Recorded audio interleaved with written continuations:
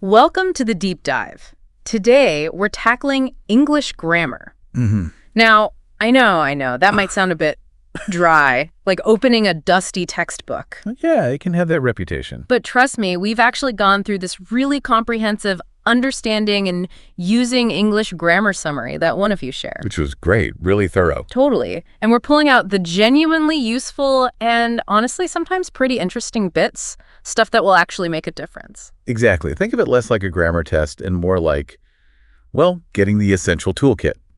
Right. Our goal isn't to turn everyone into linguists overnight. Definitely not. It's more about giving you a clearer handle on how English works so you can feel more confident, more precise when you communicate. Okay, so where do we even begin with this mountain of information? Let's start with something fundamental. Present and past tenses. Good starting point. You might think they're simple, but that difference between simple and progressive, it has some nuances that can, well, trip people up, even native speakers. Oh, absolutely. And the core difference really boils down to the nature of the action or state. Okay. Simple tenses. They usually describe states, things that are constant facts, habits, routines. Right. Like the summary example. Water consists of hydrogen and oxygen. Perfect example. It's a fact. Always true. So simple present. And habits, too, yeah. Like I drink coffee every morning. Simple present. Exactly. Your everyday things. Yeah. Now, progressive tenses, they paint a slightly different picture. How so? Progressive tenses, that's the be verb, plus the ing ending, they show actions in progress at a specific time. The summary gives a good one. The students are sitting at their desks right now. Right now. That's the key. That's the clue. It's happening at this moment, and it's probably temporary. Or another one, I am taking 5 courses this semester. That emphasizes the temporary nature, the ongoing thing, for a limited time. Precise. So simple is steady state, routine. Progressive is like capturing a moment in time, something happening now or around now. You've got it. A snapshot of an ongoing action. Okay, that makes sense. But I know I've messed up sometimes by using progressive when I shouldn't. What's the deal with that? You talk about stative verbs. Verbs. Yeah, these verbs describe states, feelings, conditions, not really active, dynamic actions. Okay. So they usually just sound weird in the progressive. Your summary has a really helpful list. Know, like belong, consist of, hear, believe, loads of them. Yeah, I saw that list. It's pretty long. It is. And think about it. You wouldn't normally say, I am knowing the answer. No, you'd say, I know the answer. Exactly. It's an internal state, not really an action unfolding second by second. It just feels wrong otherwise. But didn't the summary also say some verbs can be both? Stative and progressive. That's where it gets tricky. You're absolutely right. Context is everything here. Take a look. Okay. If you say, she looks happy, that's her appearance, a state, simple present. Right. But if you say, she is looking out the window, now it's an action. She's actively directing her gaze. Oh, same verb, different meaning, different tense. Exactly. Or think. I think it's a good idea. That's your opinion, a state of mind. But I am thinking about my vacation. That's an ongoing mental process. You're actively considering it. So it's about whether the verb is describing a fixed state or a dynamic action in that specific context. Okay. Let's shift to the past. Simple past. Usually pretty straightforward, right? Finished actions, specific time. It rained yesterday, she called last night. Yep, that's the core use. Completed action, usually with a time marker. Yeah. But then we also have the past progressive. Right. Was were plus ing. What does that add to the picture? It describes actions that were in progress at a particular moment in the past, or sometimes 2 actions happening simultaneously in the past. Okay. The summary has that great example. While I was studying in one room, my roommate was having a party in the other room. Ah, yeah. Paints a picture of simultaneous past actions, sets the scene. Exactly. It gives you that background action, what was happening when something else occurred, perhaps. Got it. And the summary also mentioned was or going to, but with a specific twist. What was that about? Right. Was or going to talks about past intentions. But the key thing often is that the intention wasn't fulfilled. Ah, the unfulfilled plan. Exactly. Like Jack was going to go to the movie last night, but he changed his mind.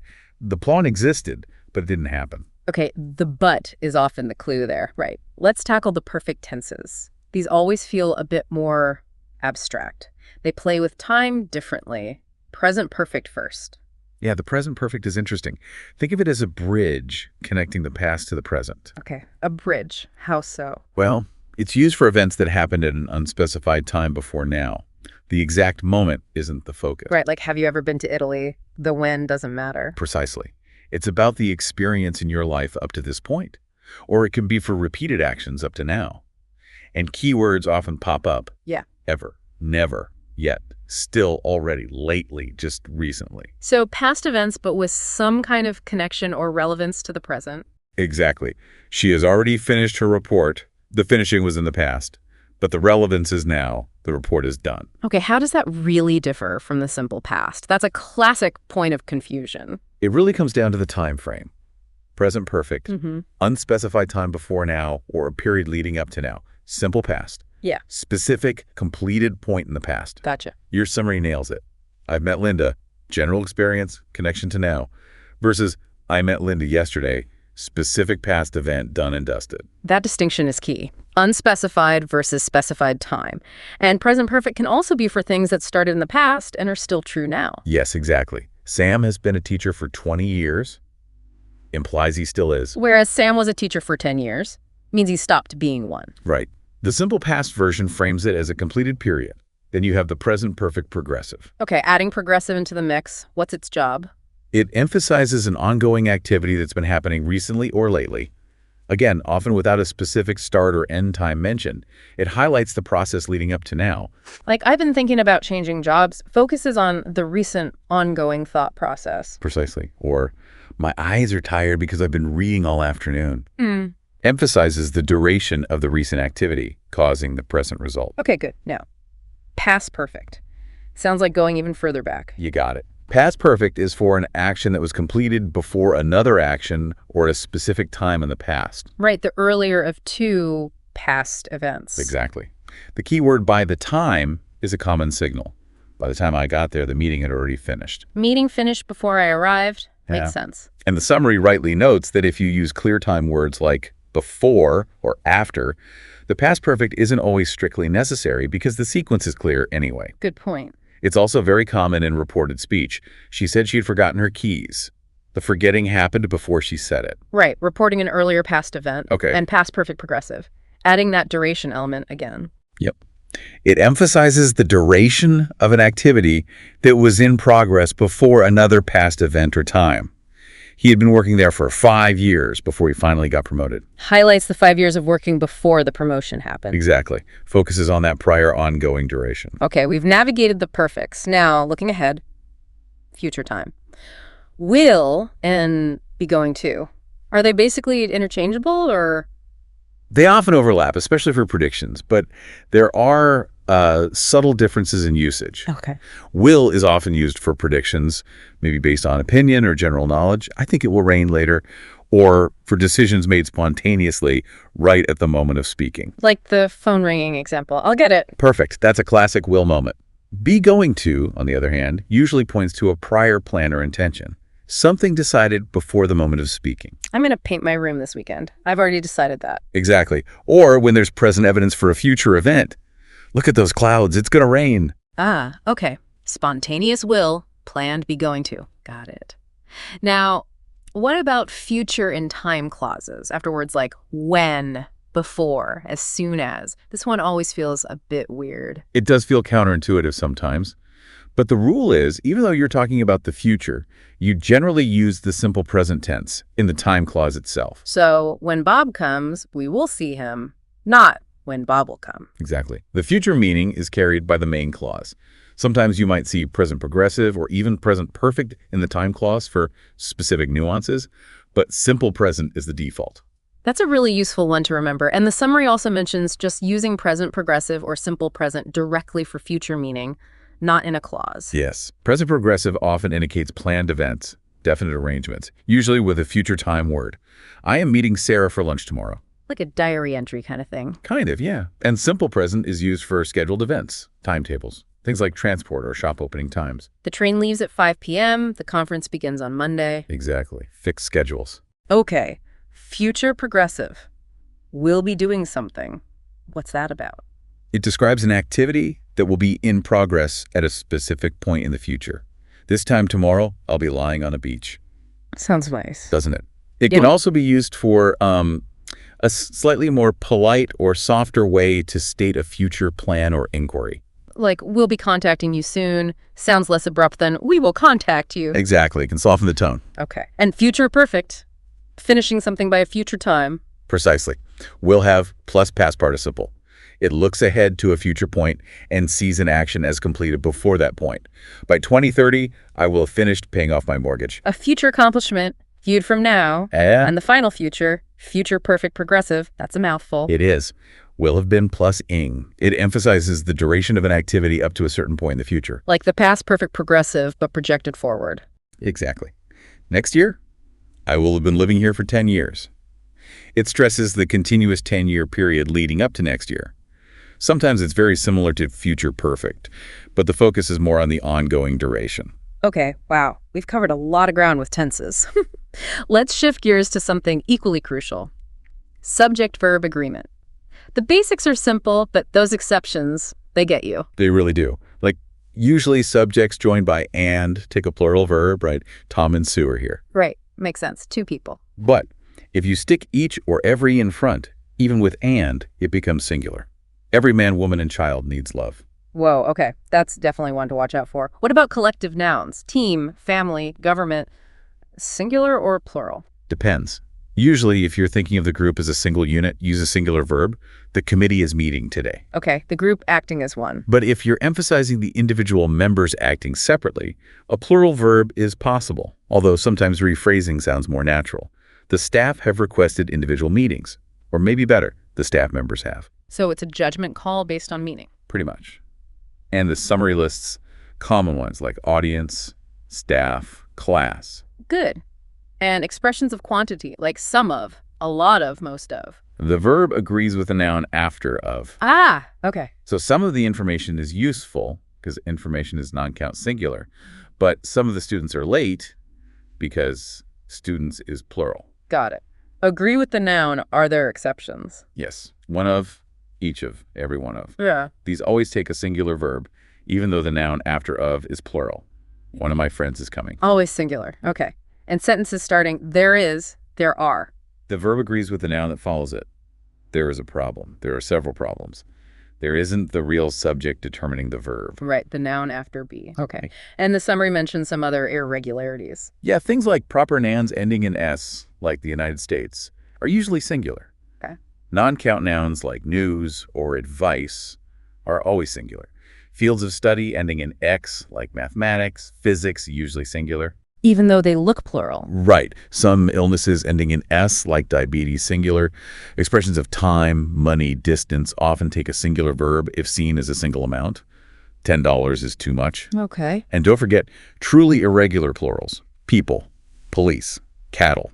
They're plural. Good reminders. Okay, that's subject-verb agreement. Let's talk nouns. Count versus non-count. What's the basic idea? Can you count it individually? That's the core question. Count nouns. You can have 1, 2, 3 of them. Chair, chairs, idea, ideas. They take an in the singular and usually add s or s for the plural. Makes sense. And non-count. These refer to stuff you generally can't separate and count individually. Furniture, water, rice, honesty. You don't use an or one with them, and they don't usually have a plural form. So you wouldn't say furnitures or advices. Exactly. The summary groups them nicely. Abstract ideas, luck, information, news, materials, wood, activities, swimming, languages, Spanish, fields of study, history, recreation, tennis. Helps to see the patterns. Yeah, those categories are useful. How do we talk about quantity with them then? If we can't say 3 waters. You use quantifiers. Yeah. For non-count, words like much, little, a lot of, some, any, plenty of. For count, many, few, several, a lot of, some, any. Note that some work for both. Right, like some or a lot of. Now, the difference between a few and few or a little and little, that's subtle but important. Hugely important. A few and a little mean a small amount, but it's positive. There is some. I have a few friends implies you have some. There's a little milk left, enough for 1 coffee maybe. Okay, positive connotation. But few and little without the A, that suggests scarcity, almost none. A negative feeling. He has few friends implies he's lonely. There's little time left, suggests we're probably too late. Wow, yeah, the A makes a big difference in feeling. Yeah. Okay, and using of with quantities. Some students versus some of the students. Of day is often used when the noun following is specific, like it has the, these, my, etc. Most students like holidays. General. Most of the students in this class like holidays. Specific group. Ah, specificity triggers the of. Often, yes. But remember, you never use of with every or no. Yeah. No, every of the cars. Got it. Okay, let's move on to articles. A and the. Simple words, complex rules sometimes. Indefinite versus definite is the starting point. Yeah. Exactly. An, or some, for plural non-count, are indefinite. They introduce something general or new to the conversation. I bought a book. Which book? Doesn't matter yet. Okay. And the. The is definite. It points to something specific that the listener likely knows about already or that has just been mentioned. Did you read the book I gave you? Now it's a specific book. Clear. What about using articles for generalizations, talking about a whole category? You've got options. Singular count noun. A dog needs exercise. Or sometimes the dog needs exercise. This is a generic plural count. Dogs need exercise. No article. Non-count. Exercise is important. No article. So the generic the is mostly for singular count nouns. Often, yes. Particularly for species the whale, inventions, the telephone, musical instruments, play the piano, and sometimes groups, the elderly. Okay, interesting categories for that. Does adding description automatically make something definite, like a car versus a red car? Not necessarily. I saw red cars still indefinite, but I saw the red car that hit the fence. Now, the description identifies a specific red car. It depends if the description makes it unique in the context. Context is key again, and there Isar usually introduces indefinite things. Usually, yes. There's a fly in my soup, introduces the problem. But if you continue, can you see the fly? Now it's specific. Okay, general guidelines then. Use the for known specific things, or second mention. Don't use the for general plural non-count nouns. Singular count nouns need something a. The, my, this. That covers the main points well. And quickly on geography and titles. Right. Titles like President Smith. No the. Correct. Geography is mixed. No these for most continents, countries, cities. Exceptions like the Netherlands, the UK. But do use the for oceans, seas, rivers, canals, the Amazon, the Pacific. A bit messy. Need to learn those patterns. Okay, on to pronouns. Replacing nouns, subject, object, possessive, getting those right is crucial. Absolutely. Him, he, mean, him, he, me's, she, hers, etc. The summary table is your friend here. Using me as a subject, me and him went, is a common error in speech, but it should be he and I went. Right. And agreement with generic nouns like a student or indefinite pronouns like everyone. This feels like it's changing. It is. Traditionally, masculine pronouns, he, he's, were often used generically. Now, his or her is common in writing, though it can be wordy. Yeah, a bit clunky sometimes. And increasingly, singular they, there is used as a gender-neutral option, even in more formal contexts. Everyone should bring their ticket. Language evolves. Good to know. Singular they is gaining ground. What about collective nouns again? Pronoun agreement. Same logic as verbs. Group is a unit. Use it, its. The team celebrated its victory, emphasizing individuals. Use they, their. The family are opening their presents. Oh, okay. Depends on focus. And reflexive pronouns, myself, yourself. When the subject and object are the same, I taught myself. Exactly. And impersonal pronouns. You, general people. One, more formal general people. They, often spoken general people. One should always be polite. They say it'll rain. And the other family. Another, other, others, each other, the other day. Lots of common phrases there. Yep, those are very frequent. Understanding pronouns is fundamental. Now, modals. Can, could, may, might, must, should. These add so much color. They really do. Expressing attitude, possibility, necessity. What are the basic rules for using them? Key things. Yeah. No bridges ending for third person singular. She can swim, not she cans. Right. And they're followed directly by the base form of the verb. He must go. Exception. Ought takes two. You ought to apologize. Okay. And those phrasal modals.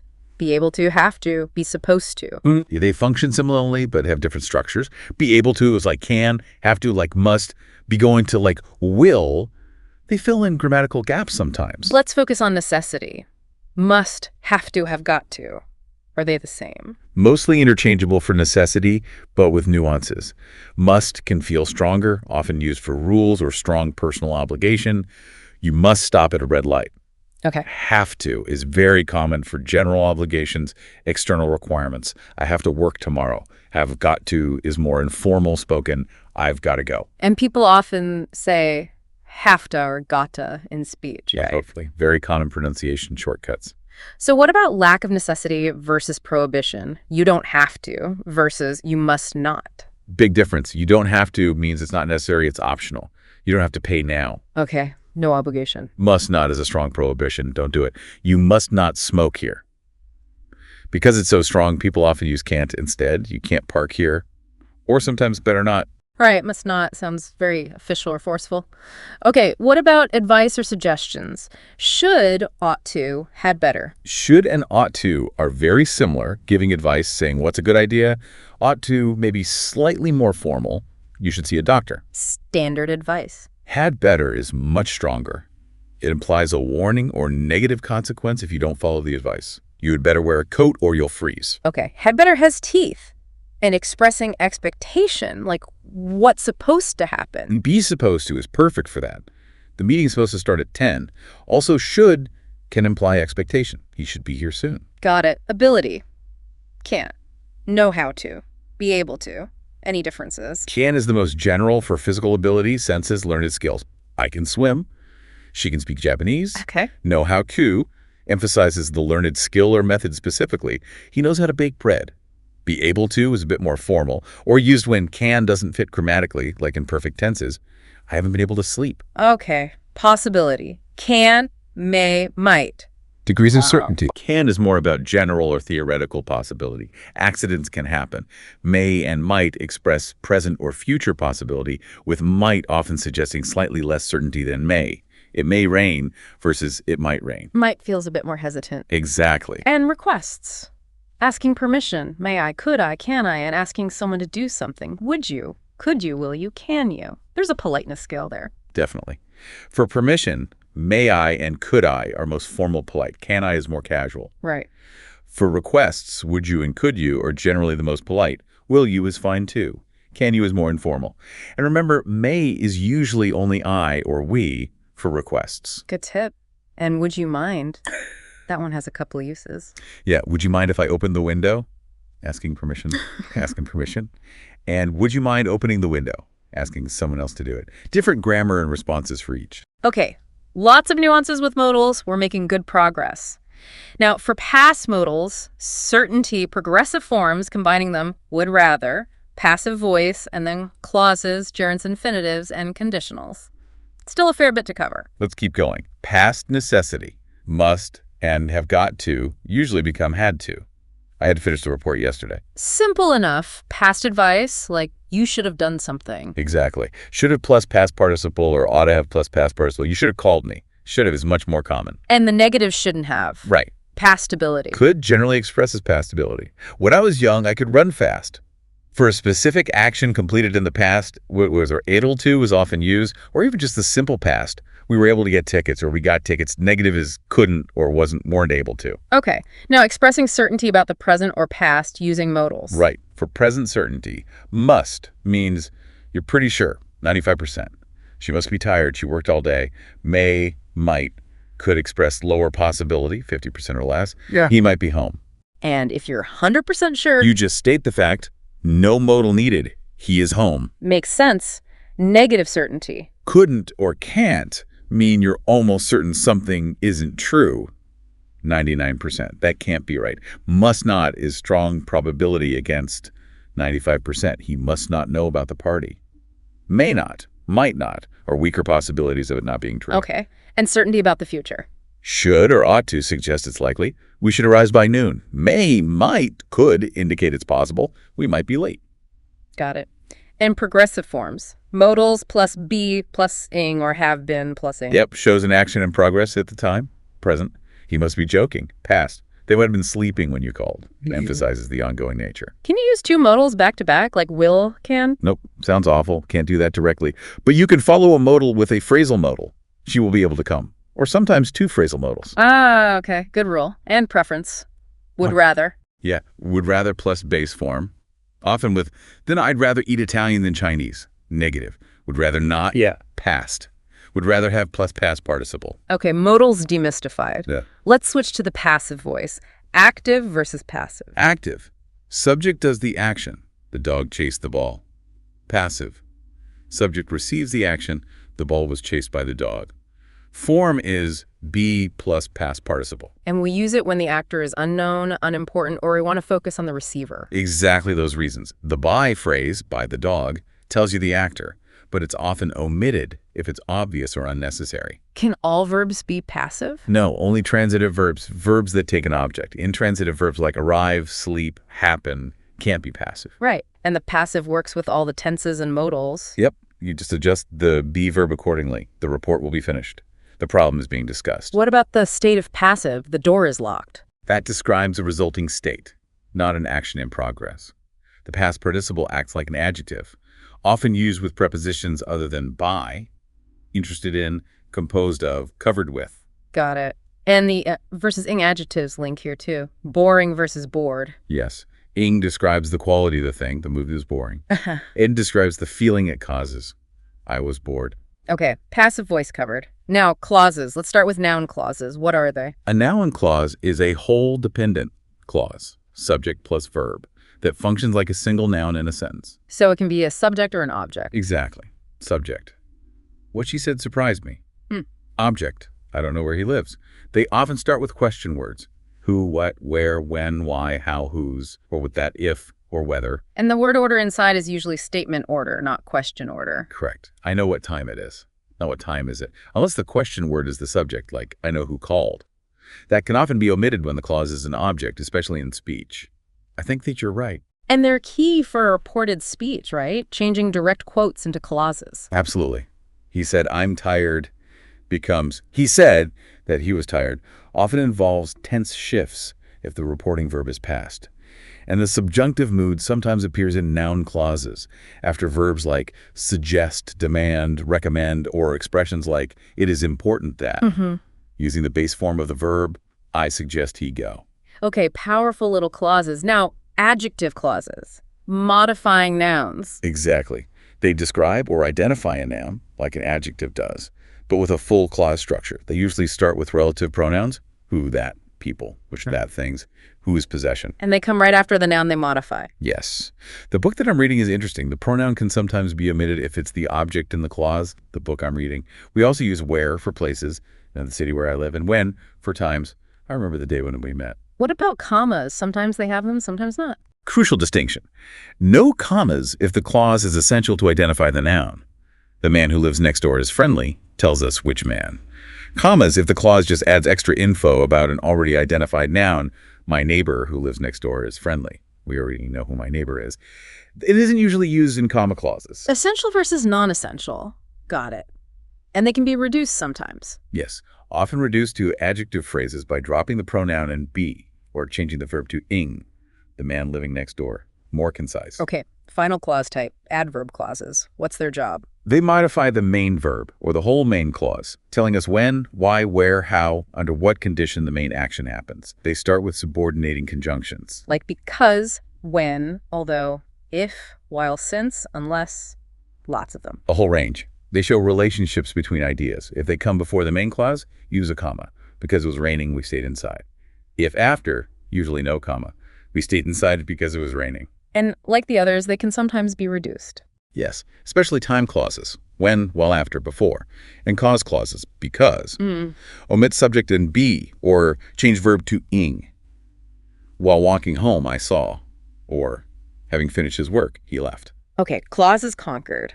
Now, gerunds and infinitives, the ing form as a noun, and to plus verb. Exactly. Gerunds act like nouns. Reading is fun. Subject. I enjoyed reading. Object.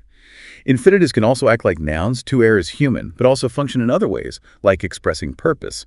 I study to learn. And certain verbs take gerunds, others take infinitives. Yes, you just have to learn them. Lists are helpful. Avoid, enjoy, finish, typically take gerunds. Want, hope, decide, take infinitives. What about verbs that take either? Some have little meaning change, like love, hate, start, begin, continue. I like swimming. I like to swim. Pretty similar. But others change meaning dramatically. Like stop. Exactly. He stopped smoking. Quit. He stopped to smoke. Hot. Pause another activity in order to smoke. Remember, forget, try, regret. Also have different meanings with gerunds versus infinitives. Important difference. And gerunds follow prepositions. Interested in learning. Almost always, yes. And infinitives often express purpose. Why? I went out to buy milk, and they follow many adjectives, happy to help, and work with 2, and enough, too tired to study, old enough to vote. There are also passive forms, to be done, being done, and perfect forms, to have done, having done, and perception verbs, he runs, he rang, and causatives, make him do, have him do, get him to do, lots of specific structures here. Yes, that second part of gerund's infinitives covers many common patterns involving them.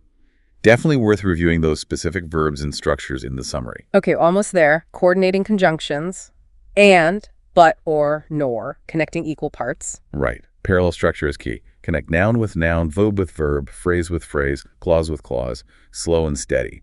He reads but doesn't write. Commas are used before the conjunction when connecting independent clauses.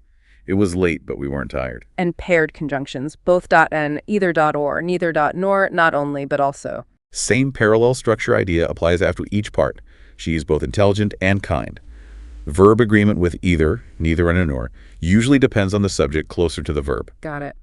Finally, conditionals and wishes, if clauses. Conditionals talk about results based on conditions. Real conditions, present future, use simple present in the if clause, and often simple future or a modal in the result clause.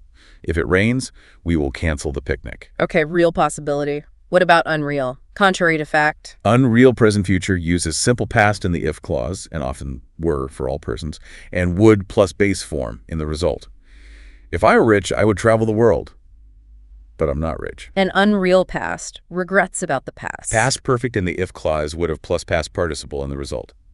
If I had studied harder, I would have passed the exam, but I didn't study hard enough. Okay, and wishes. Similar verb forms. Very similar. Use past tenses for present wishes. I wish I knew the answer, but I don't. Use past perfect for past wishes. I wish I had gone to the party, but I didn't. Use would or could for future wishes. I wish it would stop raining, which implies it's unlikely or impossible, whereas hope is for possible things. Wow, okay. That has been an incredibly deep dive into English grammar, all thanks to that summary someone shared. We've covered, well, pretty much everything. We certainly covered a lot, from tenses and modals to clauses and conditionals. Hopefully breaking it down like this has made some of those tricky concepts a bit clearer. I really hope so. The idea was to make it less intimidating and more manageable, to give everyone more confidence. Exactly. And maybe revisiting that grammar summary now, after this discussion, will make even more sense. You can focus on the bits that you found most interesting or challenging. Yeah, definitely. Think about how these pieces fit together in your own writing and speaking. It's all about applying it. Absolutely. So one final thought to leave everyone with, considering everything we've discussed, the vastness of English grammar, what single aspect do you think is the most crucial for really effective communication, and why? Ooh, good question to ponder. Something to think about. Thanks Yeah. so much for joining us on the deep dive today.